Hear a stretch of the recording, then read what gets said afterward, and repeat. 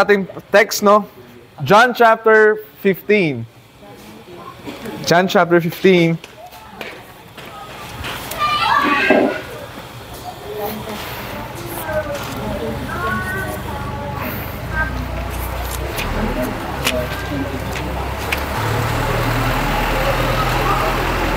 And verse number 9.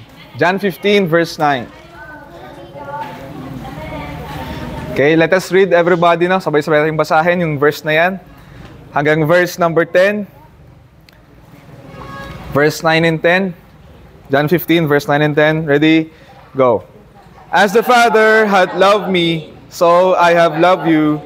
Continue ye in my love. If ye keep my commandments, he shall abide in my love, even as I have kept my Father's commandments and abide in His love. Pray tayo ulit. Salamat po, Lord, for your word. Bless you po, salitaan niyo pa ng Diyos. At the Holy Spirit, pour on our hearts, Lord, your love. Nakita po namin what love really means, Lord God. In Christ's name, amen. Okay, so let's talk about love. First of all, Father and Son. Okay? Father and Son love. Paano nagmamahalan si God the Father and God the Son? Their love with each other, their relationship with each other. And secondly, let us talk about how Christ loved us. Okay? How Christ loved us. Look at me, no?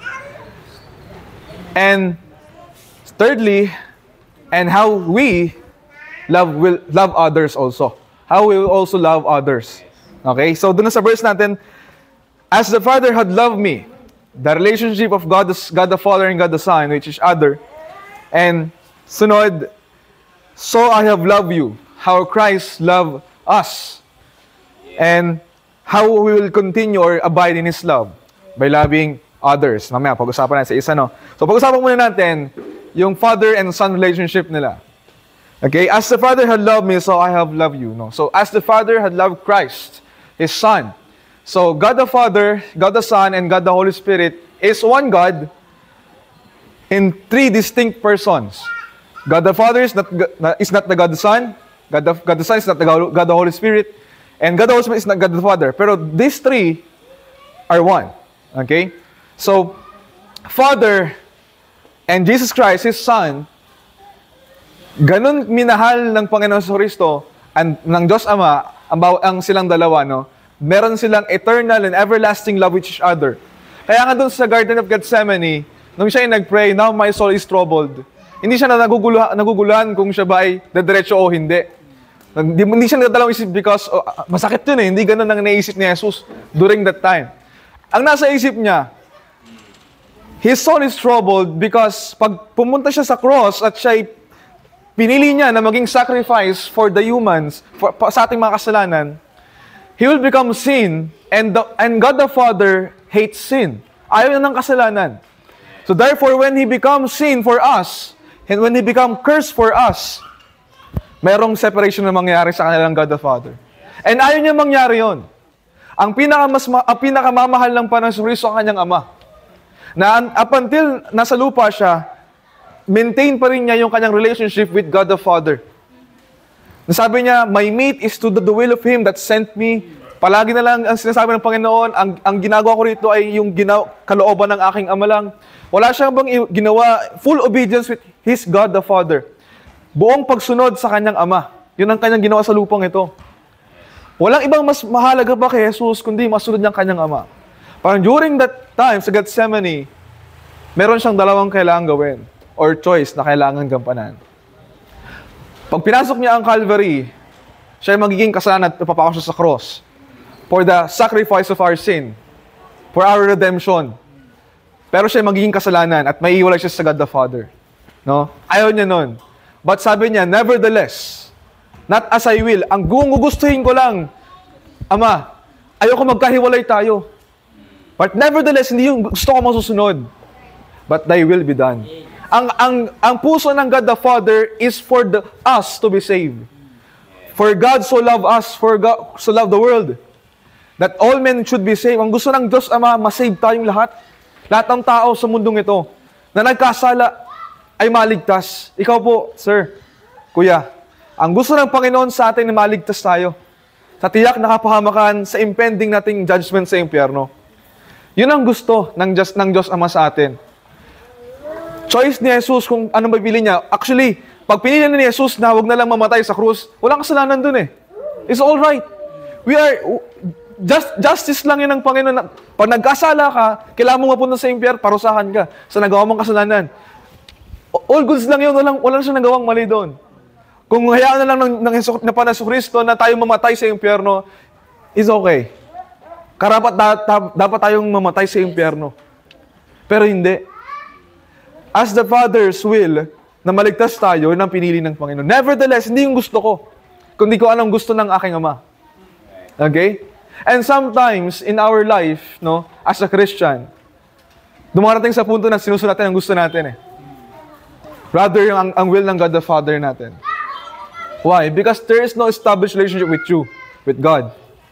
Kaya mas pinipili mong sumunod sa sarili mong will rather than obeying God. And hear me now, no? Pag kayo tunay na Kristiyano at ang Holy Spirit inananahan sa inyo, yung personal will ninyo, yung own will be set aside. Maaalis yan. Wala na kayong personal will.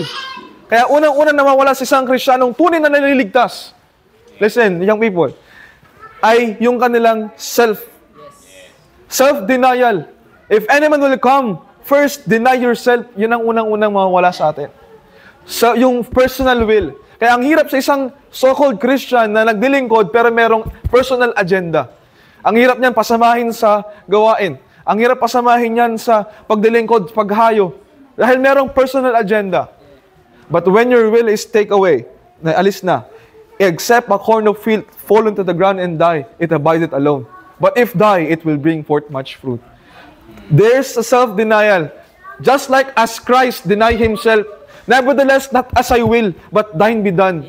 Full obedience, full surrender, full loyalty to His Father. Dapat yan ang napoproduce sa ating mga Kristiyano. Full surrender, full obedience to His will.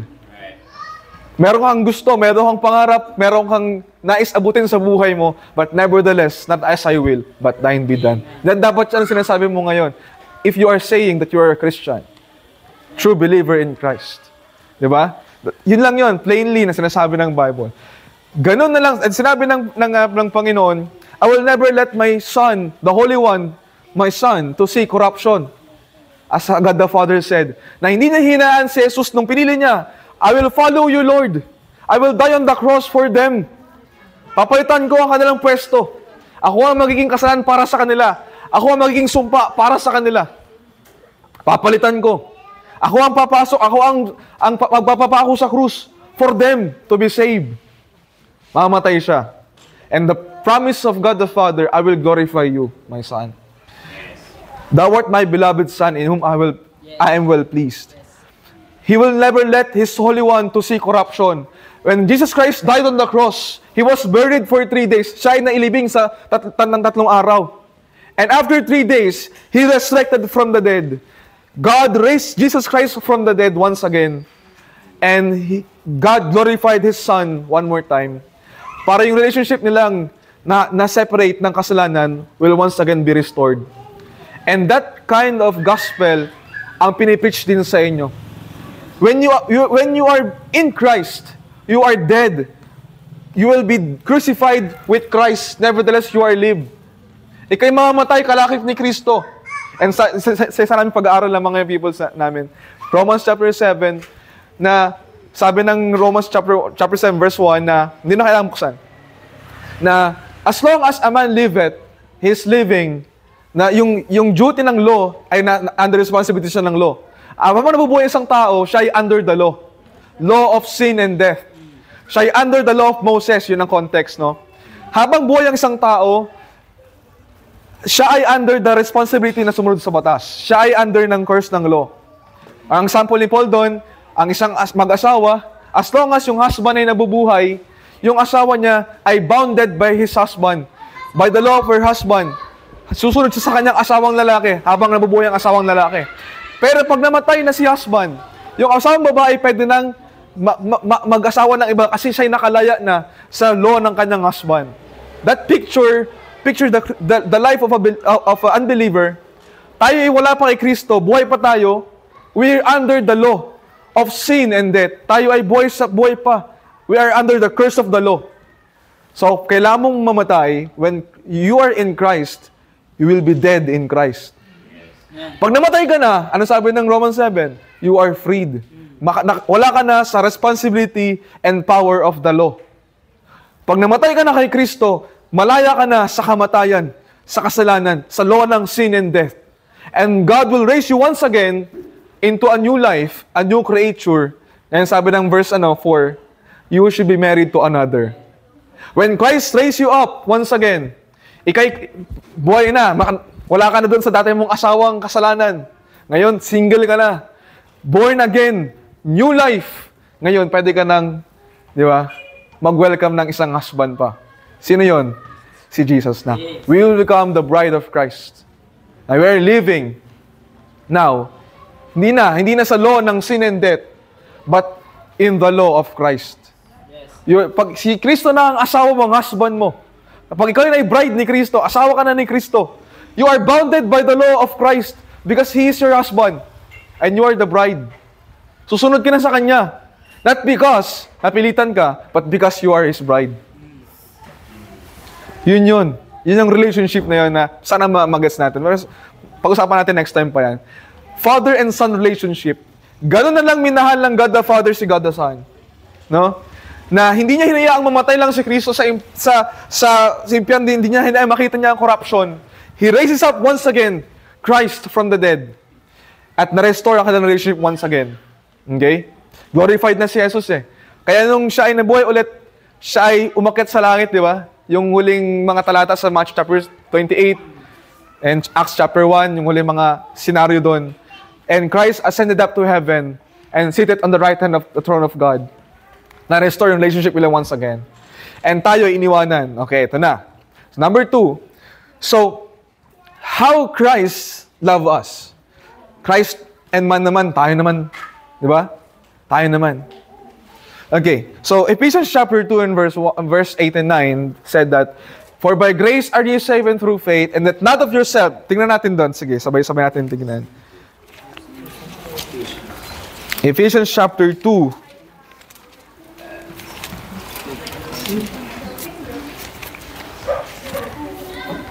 And verse number 8 and 9, for by grace are you saved through faith, and that not of yourself, it is the gift of God. Not of works, verse number 9, as any man should boast.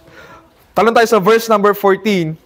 For He is our peace, who hath made both one, and hath broken down the middle wall of partition between us, having abolished in His flesh the enmity, even the law of commandment contained in ordinances, for to make in Himself of twain one new man, so making peace, that He might reconcile both unto God in one body by the cross, having slain the enmity thereby, and came and preached peace unto you which were afar off, and to them that were nigh. For through Him we both have access by one Spirit unto the Father.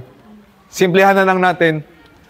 Si Kristo, okay, ito let me tell you, without Christ, no, outside of Christ, kung hindi dahil kay Kristo, wala tayong kaligtasan. Gusto ko po plainly sabihin sa inyo sa Tagalog, kung wala si Jesus, wala tayong kaligtasan. There's no other way that a man should be saved except by the way of the cross, by the way of Jesus Christ. Kung wala si Jesus sa buhay natin, tayo ay walang kaligtasan. Kung si Kristo ay hindi namatay para sa atin, tayo magbabayad ng ating kasalanan. But Christ died for us because as how God love you, love us, unconditionally. You are not saved because you did something. Hindi ka naligtas dahil may ginawa ka. Wala tayong ambag sa ating kaligtasan. We are saved only by the grace of God. Kung yan ay by works, it is no more grace. Wala tayong pwedeng nagawa. Hindi ating nagawang kabutihan sa kapwa natin. Wala nga tayong kabutihan na gagawa sa kapwa natin. Wala tayong nagawa na, kaya yung mga relihiyon, yan ay paraan lang ng tao na akala nila yan ay daan patungo sa Diyos. Pero it is not enough. It is not enough. Only by the way of the cross, by the way of Jesus Christ, a man should be saved. There is no other name that a man should be saved except through the name of Christ. Wala. Kahit sumali ka sa iba klaseng, magbulok ka na sa pagiging Katolik, kahit ilang osya pa kainin natin, kahit ilang sign of the cross pa ang i-cross natin, hindi ka kaya iligtas ng mga yan because it is not enough. Except Jesus Christ died for you. We believe on Christ. Without Christ, there is no salvation. Without Him. No? Saksak natin sa isip natin yan. Kung hindi, dahil sa Kanya, ito pa, gusto kong i-emphasize sa inyo mga matagal ng Kristiyano, na hindi dahil sa ating ginawa tayo naligtas. Not of works that any man should boast. Not of our works. Wala. Kung meron kang pwedeng banggitin ngayon dito na dahilan, hindi, kaya ako niligtas na po dahil sa ginawa ko. Wala. No. When Lazarus is laid in his burial place, nung nakahiga si Lazarus, namatay, wala siyang pwedeng ibang gawin para buhayin yung sarili niya. Except, Jesus Christ said, Lazarus, come forth. Yes. Amen. And then, that quickening, pagbubuhay ni Jesus kay Lazarus once again, doon nagkaroon ng resurrection si Lazarus. Picture ng ating kaligtasan na wala tayong naiambag sa ating kaligtasan. There is no. Ngayon, maintindihan mo yung grace. Nasa biyaya lang ako naligtas. Yes. Ngayon, ba't pag naglilingkod ka sa Panginoon, bakit may dahilan? Bakit kung susunod ka sa Panginoon, kailangan merong kondisyon? Kailangan ka merong usapan sa Panginoon, maglilingkod ako sa iyo, basta, ganito. Panginoon, maglilingkod ako, basta, yung ko, ganito, ganyan. Ayaw ko anong rason nyo, ba't may mahadlang pa kayo sa paglilingkod sa Panginoon? Yeah. When Christ saved you, He saved you unconditionally. Yes. Amen. Di ba sabi ko dito, naalala niyo dito natin, Jim? Ewan ko dito ka na nun, yung listahan. Kung papalistahin natin, ano po yung mga dahilan, Panginoon, nang ba't ako na-save? Bakit niyo po ako niligtas at ako'y dinala niyo dito sa kaharian ninyo? Makinig. Bakit? Pakilista nga po. Wala silang malilista. Yeah. Kabilang listahan. Lord, pakilista nga po yung dahilan. Bakit ako pupunta sa impyerno? Naabot yun dun. Andito lahat ng kasalanan natin. Okay? Andito lahat. Pero, not until, di ba? Not until Amen. you turn your faith on Christ. Nanampalataya kay Kristo. Bilang iyong kaligtasan. There's only one. Merong isang pwedeng ilista na ang Panginoon para iligtas ka. It is because of my Son. Amen. Dahil kay Jesus. Meron na siyang pwedeng rason para kayo iligtas because of your faith sa aking anak. Sa paniniwala mo sa Kanya. By your faith. Kaya ikaw akit sa langit, harap, papasok ka sa kaharian ng Diyos, not because you did something, but because of Christ. Without Christ, there is no salvation. Wala. Ganun tayo minahal ng Panginoon Kristo. Ganyan niya tayo minahal. And no wonder bakit ang mga ibang mga Kristyano kapilitan sa paglilingkod sa Panginoon. Alam niyo, kung yun na inaan lang, gets po ninyo, yung kung paano si Kristo sa biyaya ng Panginoon Diyos sa atin, niligtas tayo, unconditionally. Your sin will be remembered no more. Wala na. Forever, erased, justified. And by Christ, you are saved. Amen. Ganun na lang tayo. Yun na lang yung paglilingkod. Yun na lang ang maging rason natin sa paglilingkod sa Panginoon. It is through Him. And for Him. And by Him are all things. Romans chapter 11. Sa Kanya lang Siya na lang yung dahilan ko. No? Bakit ko ginagawa tong paglilingkod ko sa Panginoon? Because of Christ who died for me. Yes. I am crucified with Christ, nevertheless, not as I live. I am crucified with Christ, nevertheless I live. And the life which I live by the faith of the Son of God who loved me and gave Himself for me. Ang encouragement ni Paul is si Kristo na namatay at niligtas siya at minahal siya unconditionally. Alam niyo, the more you acknowledge your sin, the more na nakita mo ang iyong kasalanan, ang hirap lang, alam mo bakit hindi nyo na-appreciate ang biyaya ng Panginoon sa inyo? Dahil hindi nyo ina-acknowledge in the first place na kayo makasalanan. When you acknowledge your sin, pag in-acknowledge mo na kasalanan ang ginagawa ninyo, at nabubuhay ka sa kasalanan, you will forever be thirsty for the mercy and forgiveness of God. Habang buhay kang hingi, Lord, patawarin niyo po ako. Nakikita mo eh. Kaso nga lang, through the pride of the heart of man. Diba? Sa kayabangan ng puso ng tao, we will not seek after God. Yan lang ang nahadlang, ba't hindi ka nagiging tagasunod ng Panginoon? Ba't ayaw mo sa Kanya? Bakit ilang taon ka na din, mag-ilang taon ka na, ilang buwan ka na nag-i-attend, wala pa rin pinagbago sa buhay natin. Why? Because of your pride. Walang iba, huwag mong sisihin ng ibang tao. Yes. Amen. Pare kay, kasi nag-backside ako, kasi dahil si ano. No. But because of your pride. Amen. Yes. It's only by your pride. Acknowledge your sin.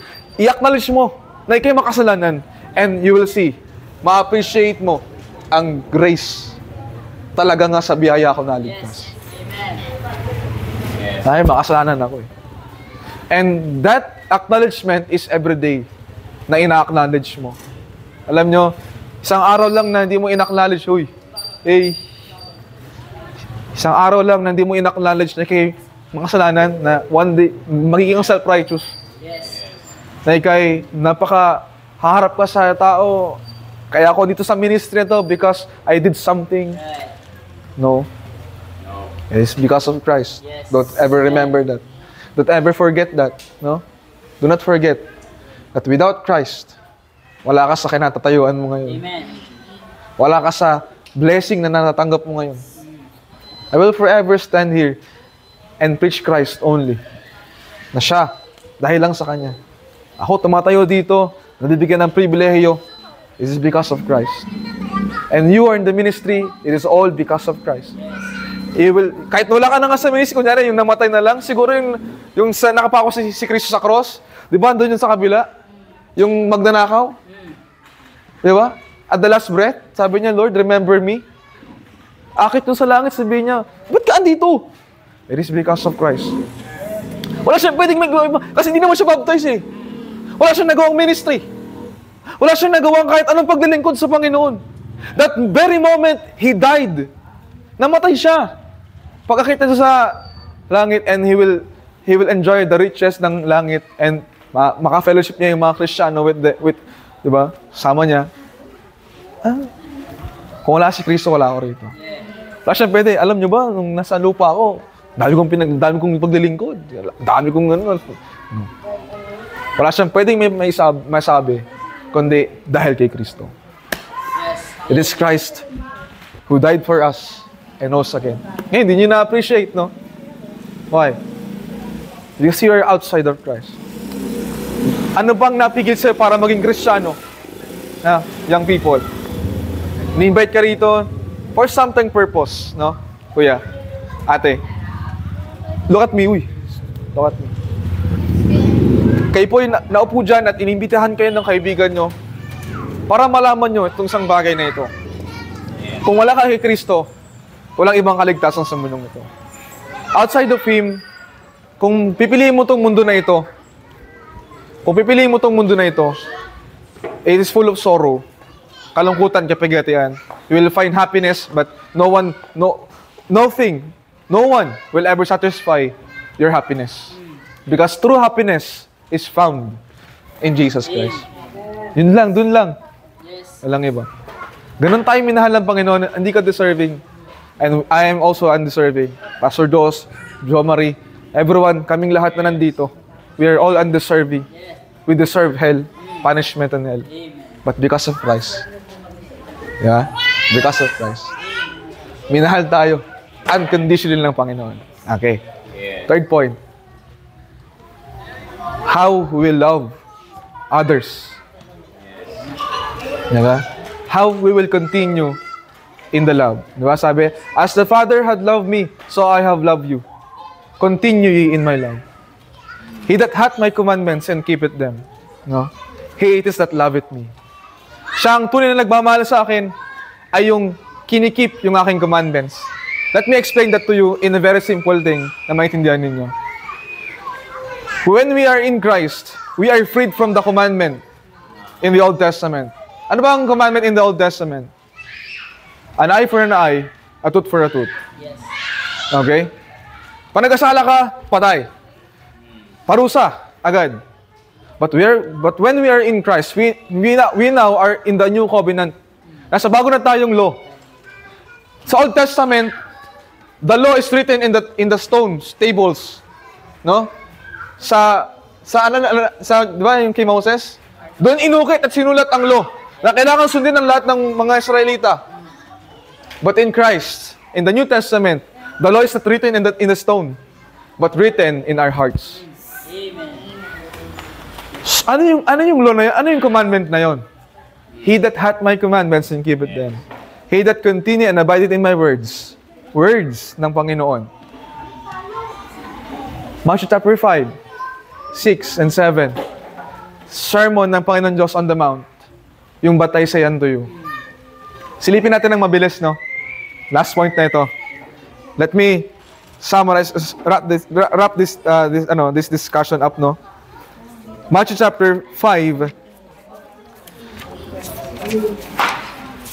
Talon-talon tayo sa mga verses. Okay. Sa verse 21, ye have heard, mapapansin nyo na paulit-ulit yung sasabihin dito ng Panginoon sa Kristo, na ye have heard that it was said by them of the old time. Ulit-ulit yan, tapos patay say unto you. Una niya sasabihin, ye have heard that it hath been said of the old time. Ito yung old law. Ito yung Old Testament. Ito yung old commandment.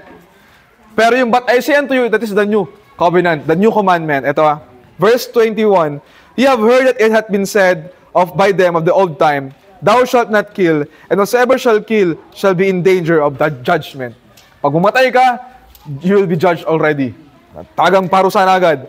Pero sa Panginoon, but I say unto you, whosoever is angry with his brother without cause shall be in danger of the judgment. And whosoever shall say to his brother, Raka. Alam niyo yung Raka? Ano yan eh, yung... Hindi, i-curse mo, or sabihin mo siyang obob. Yan. You shall be in danger because this is the law of Jesus, no? So, talan tayo sa verse 27. You have heard that it hath been said of the old time, thou shalt not commit adultery. Sabi ng Panginoon, but I say unto you, whosoever looketh on a woman and lust after her, yan ang law ni Jesus. Now, talan tayo ulit, 31. It hath been said, whosoever shall put his wife away his wife, let him give her a writing of this divorcement. But I say unto you, whosoever shall put away his wife, saving the cause of her fornication, causeth her to commit adultery. 33, yung thou shalt not forswear thyself, huwag ka mangangako. Sabi ng Panginoon, huwag ka na mangako. Tuparay mo yung gusto mong, kung let your yea be yea, your nay be nay. Kung hindi, hindi. Oo. 38, eye for an eye, tooth for a tooth. Yan ang old. Ngayon, but I say unto you that you resist not evil. Okay? Sa law ng Panginoon, sa old law, listen, tingin sa akin. Sa old law, mata sa mata, ngipin sa ngipin. Pag ninakawan mo ako, dapat bayaran mo yung mga ninakaw mo at puputulin yung kamay mo. Diba? Yan siya. Sa old commandment. No? Tapos, pag nagsabi ka ng masakit sa kapwa mo, kailangan putulin yung dila. Kumbaga, gantihan lang. No? Pero sa Panginoon, no? Pag sinampal ka sa kabila, bigay mo yung kabila. Yan ang law ng Panginoon. Kapag kinasuhan ka, di ba? If anyone will sue thee at the law and take away their coat, bigay mo rin yung cloak mo. Bigay mo rin yung balabal. Di ba? Kung meron sa iyo pag Jomari, samahan mo ko doon, isang milya. Ang sabi ng Panginoon, samahan mo rin, dalawa pa. Samahan mo na ng isang pang milya. Di ba? Sa Panginoon, love your enemies. Love others as you will love yourself. Pray for them. Love your enemies. Bless them that curse you. Do good to them that hate you. And pray for them with despitefully use you and persecute you. Kung may kaaway ka, sa Panginoon, mahalin mo sila. Kung maghahanap ka ng mamahalin, yung hindi ka ibig-ibig. Sabi ng Panginoon, kung mamahalin mo at bibigyan mo yung mga taong kaya naman ibalik yung binibigay mo, anong reward meron ka? Wala. Pero kung mamahalin mo yung hindi ka ibig-ibig, kung mamahalin mo yung undeserving, kung paano tayo minahal ng Panginoon, we are undeserving, yet Christ loved us and died for us. At that same love, Romans 5 will be shed abroad in our hearts by the Holy Ghost. When the Comforter come, pag dumating ang Holy Spirit at tinahanan tayo, that love will be poured in our hearts. And you will love the same love as how Christ loved us. Kung paano tayo minahal ni Kristo, pag ang Holy Spirit nanahan sa atin, yung pag-ibig na meron si Kristo ay itatahan din sa atin ng Panginoon. Yung law ay isulat niya sa ating mga puso. He will give us a new heart.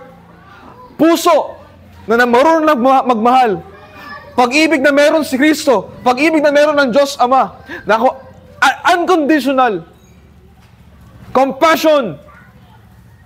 And to some of you, to some of us, there is no compassion before your eyes. Wala.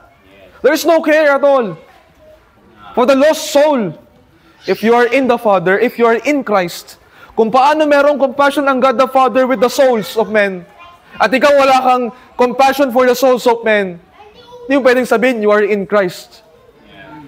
Hindi mo pwedeng sabihin that you are in the Father. He that hath my commandments and do with them, keep it them. Ibig sabihin nun? Yung itong binasa natin sa Matthew chapter 5, 6 and 7. Basahin niyo lang ng tuloy-tuloy. Ito yung mga sinasabi ng Panginoon na i-keep mo.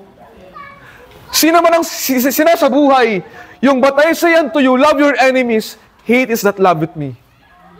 Amen. Siya na sinasabuhay, na mahalin ko ang kaaway ko, pag-pray ko nga ang mga kinamumuhian ako, i-bless ko palalo yung mga taong minumura na ako. He is that love with me. Siya ang tunay na nagmamahal sa akin, sabi ni Jesus. If you love me, keep my commandments. Amen. Simpleng salita na pinag-usapan namin yon, na ano kami, it is so profound na ang lalim ng verse na yon. If you love Jesus, kung mahal mo si Jesus, yung sinasabi niya sa Matthew chapter 5, gawin mo. Isabuhay mo. I-apply mo sa buhay mo as you go around, as you live your life. Keep His commandments. That Sermon on the Mount, isabuhay mo yun. Yung but I say unto you, sinaktan ka, huwag kang gumante. I-bless mo palalo. If thy enemy hungry, feed him. If thy enemy be thirst, give him drink. Give him water to drink. Amen. Bigyan mo siya ng maiinom. Hindi eh. Pag may lumapit sa atin, nagusgusing tao. Diba? One time, nag-preach kami doon sa Kadiwa, sa Emmanuel. Meron dong, matanda, na naglalaway na, mabaho, walang ligo. Siyempre, pakalat-kalat lang eh. After ko mag-preach, paalis na kami, niyakap ako. Niyakap ako nung matanda. Yes. Di ba? Ano ka ba nun? Niyakap ako. At inaawat siya ng mga tao, yung mga barangay tanod. Oh, brother. Kasi kilala na ako dun sa lugar na yun na nag-preach palagi. Pinrediction na nila ako na, uy, bitaw. Kasi, ano yung barong ko nun eh. Medyo nangamoy, tsaka nagkamancha eh. Di sabi ko, hindi po, nakayakap pa rin siya sa akin. The more na inaawat siya, lalo humihigpit yung yakap niya. Ginaganon mo yung mukha pa niya. Wala na kasing ipin eh. Nakasumbero, parang medyo mentally retarded na siya. Niyakap sa akin and inaawat siya. Sabi ko, okay lang po, yan yun na po. Niyakap ko rin si tatay. Tapos, gumano ako, may barya ako, binigyan ko na ng barya. That's how Christ loved other men, other people. Ganon nagmahal ang Panginoon. Alam niyo nung nakap sa akin, gusto kong bumitaw eh, kasi yung barong kumaan eh. Naalala ko yung tinuturo ng Panginoon na, di ba? Siya na parito para sa ganong klaseng mga tao. Nung bumitaw na siya, sabi ko, ito po, pang merienda nyo. Barya lang, tagang barya lang, naiwan lang sa bulsa ko eh. Sige po, ayan, tontuwa siya, nangiti siya lang, gilagid lang eh. Diba? Tontuwa na siya, and lumakad na siyang ganon. Tontuwa siya, gano'n siya, barya daw siya. Yun, sabi niya sa akin, ginagawa yung mga tanod, wala kayong barya, ako meron. Ano na, di ba kasi? Tontuwa na siya. Tapos tumingin ako sa mga kasama ko nag-street preaching. Si Kristo na parito para sa kanila. Yes. Jesus Christ come to seek and to save that which was lost. He came not to the self-righteous people. Hindi na kailangan ng doktor ang mga galing naman. Ang kailangan ng doktor ay may mga sakit. Di ba? That is how we love others. And that love will be shed in our hearts by the Holy Ghost. Yung pag-ibig na yon ay ibubuhos ng banal na Espiritu sa ating puso. Na yun na magiging dahilan para mahalin mo ang kapwa mo. Mahalin mo ang kapwa mo. Mahalin natin ang bawat isa. Kung mahal mo ang kapatid mo, hindi mo siya sasaktan. Hindi mo siya ipagchichismisan. Hindi mo siya ibabackstab. Hindi mo siya, di ba, papartangan ng mali. Di ba? Kung mahal mo, bakit mo, di ba, kunyari, for example, ito, na-realize ko to sa mga nangyari sa akin eh. I thank God for this, no? Kunyari, for example, si Cristel. Kung mahal ko to si Cristel, dapat ang gusto ko sa kanya, ang kalooban ng Diyos yung manaig sa kanya. Hindi ko siya nililigawan. Hindi ko siya, alam mo kasi pag niligaw, masisira ang buhay niya. Kung mahal mo, meron kang pag-ibig ni Kristo na binuhos ng banal na Espiritu, hindi mo gagawin yun sa kapatid mo. I thank God for that. Yes. Amen. Na wala akong isip na ganun dati. I thank for Christ who died for me. Na pinakita niya sa akin yung ganung klaseng katotohanan. Amen. If you love your brother or sister in Christ, love him unconditionally. Kung kailangan niya sa ministry, may pangangailangan, there's a need, supply tayo. Regardless of who he is. Kung tunay mo mahal ang Panginoon, hanapin mo sa church ng pinaka hindi kaibig-ibig na tao at subukan mo gumawa ng mabuti sa kanya. Amen. Di ba? Subukan mo gumawa ng mabuti sa kanya. Subukan magbigay sa kanya. Hindi, tayo mga so-called Christian, tayo na kay Kristo pa nga daw tayo. Tayo pa yung nagdi-discriminate sa kanila. Tayo pa yung nagsiset apart. Huwag yan. Ito na lang. Ito, nagdilingkod to ng Kahit undeserving ka, gawin mo mabuti. Kung mahal mo, no, kayo mga young people sa church na, sana, I hope nandito sila, nakikinig, napapakinggan nila. And, kung mahal mo ang kapatid mo, hindi kayo magbabagsakan sa kasalanan. Yes. Amen. Hindi mo siya tuturuan maglaro ng games. Yes. Hindi kayo magti-team. Tara, laro tayo. Walang pag-ibig ni Kristo eh. Yes. Wala eh. Anong problema? Absence of the Holy Spirit. Yes. Kailangan natin ng Holy Spirit na bisitahin tayo. Holy Ghost. Ghost meaning from the Greek word guest. He visits. Let's pray and fast that the Holy Spirit will come and pour the love of God, the love of Christ in our hearts, in our church. Yes. Kaya merong division, kaya merong envy, kaya merong strife, may pag-aaway at pag-iinggitan. Merong hati-hatian because there's an absence of the Holy Ghost. Yes. Let's pray and fast that the Holy Ghost will visit us once again Amen. and make us a revival. That the love of God will be seen in our hearts. Makita tayo na nagmamahalan. Ano sabi ng Panginoon? Paano nila malalaman na kay disipulo ko sa pagmamahalan yung magkakapatid? Yes. If you love one another, so shall ye be my disciples. Doon tayo magiging church ng Panginoon Kristo. Church of Christ. Loving each other unconditionally. Amen. As how God the Father loved His Christ. Last one. As how Father loved His Son eternally. And Christ loved us unconditionally. Let's love one another. Diba? Let's love one another unconditionally. That is how we love. That is the true and biblical love. Amen. That is agape love. Okay?